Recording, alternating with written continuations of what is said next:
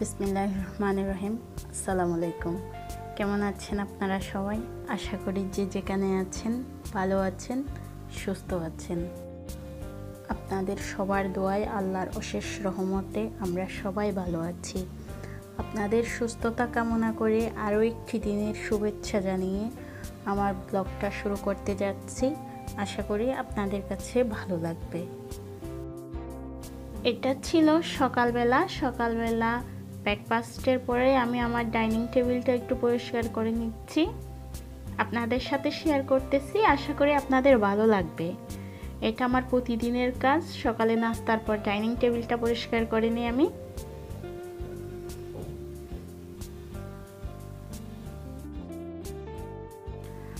আজকে আমি আপনাদের সাথে খুব মজাদার একটি রেসিপি শেয়ার করব। সেটা হচ্ছে আলু দিয়ে গরুর মাংসের ঝোল। চলুন তাহলে রেসিপিটা শুরু করা যাক।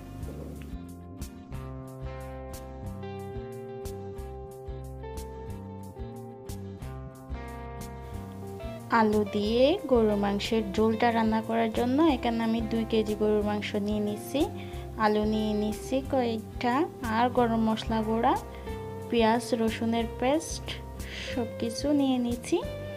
এখন চুলায় একটা ননস্টিকের প্যান বসাই দিলাম, এর মধ্যে দিয়ে দিচ্ছি পরিমাণ মতো তেল। এখানে আমি 1 কাপের চাইতে একটু কম তেল দিলাম, আপনারা আপনাদের পরিমাণ মতো দিয়ে দিতে পারেন। এখন আমি দিয়ে দিচ্ছি 1 টেবিল চামচ রসুন বাটা আর 1 টেবিল চামচ আদা বাটা দিয়ে ভালো করে নেড়ে ছেড়ে নিচ্ছি।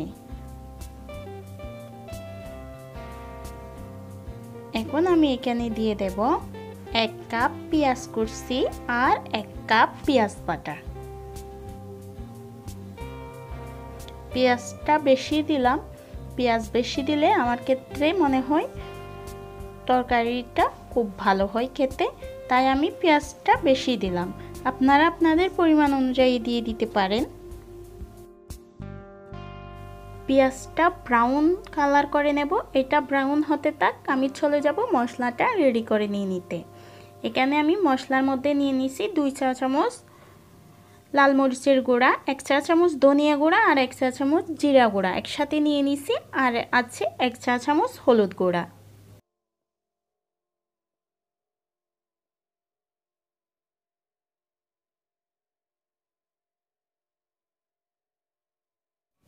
এখন আমি এখানে সবগুলো মশলা দিয়ে দিচ্ছি। দিয়ে দিলাম মরিচ গুঁড়া, এখন দিয়ে দেব ধনিয়া আর জিরা গুঁড়া, এখন দিয়ে দিচ্ছি হলুদ গুঁড়া। হলুদ গুঁড়াটা দেওয়ার পর আমি এখানে একটা স্পেশাল মশলা ইউজ করতেছি, সেটা হচ্ছে আমার বাসার তৈরি গরম মশলা গুঁড়া। এই রেসিপি আমার চ্যানেলে দেওয়া আছে, আমি আপনাদের জন্য আই বাটনে দিয়ে দেব, আপনারা ওখান থেকে দেখে নিতে পারেন। এখন কষানোর সুবিধার্থে জাস্ট একটু পানি দিয়ে দিলাম।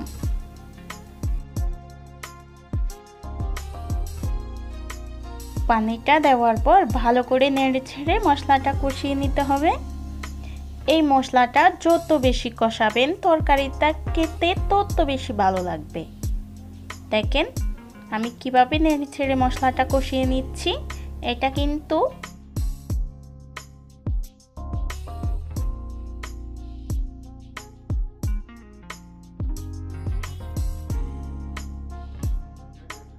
এভাবে নেড়ে ছেড়ে মশলাটা কষানোর পর আমি এখানে দিয়ে দেব আস্ত গরম মশলা গুঁড়া, যেগুলো ইউজ করব সেগুলো দিয়ে দিচ্ছি।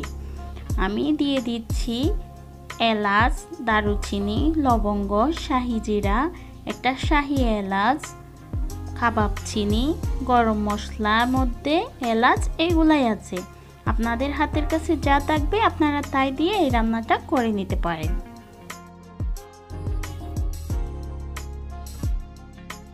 তেমন আস্ত গরম মশলা দেওয়ার দরকার নেই, কারণ আমি এখানে স্পেশাল যে গরম মশলাটা ইউজ করছি ওটাই কাজ করবে বেশি। এখন এখান থেকে খুব সুন্দর একটা ঘ্রাণ বাহির হচ্ছে। মশলাটা কষানোর পর আমি এখানে গরুর গোশতগুলো দিয়ে দিচ্ছি।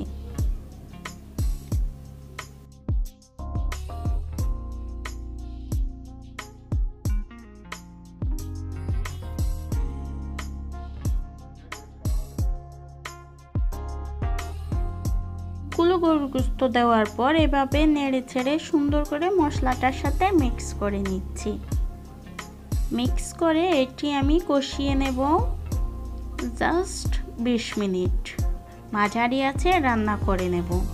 এর মধ্য থেকে অনেকখানি পানি বাহির হবে, জাস্ট আমি একটু করে পানি দিয়ে দিলাম। এখান থেকে অনেকখানি পানি বাহির হবে, পানি দেওয়ার দরকার নেই। এভাবে ঢাকনা দিয়ে 20 মিনিট রান্না করে নিচ্ছি।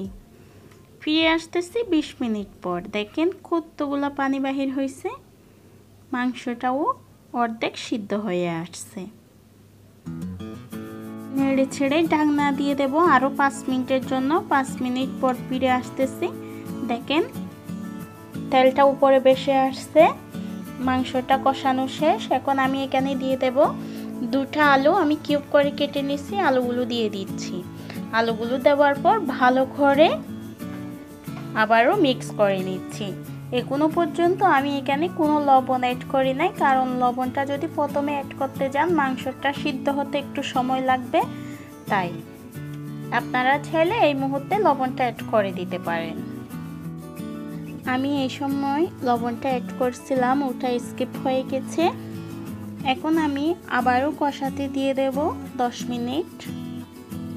ফিরে আসতেছে 10 মিনিট পর। এখন ঝোলের জন্য পানিটা অ্যাড করে দিলাম।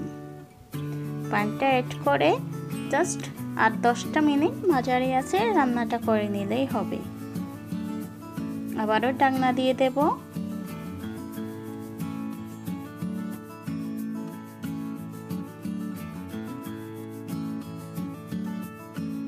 আমার রান্নাটা কমপ্লিট। আমি আপনাদেরকে এখন দেখাচ্ছি এর লুকটা কীরকমই আসছে। দেখেন কত সুন্দর হয়েছে। আমি একটা সার্ভিং বোলে সার্ভ করে দেখাচ্ছি।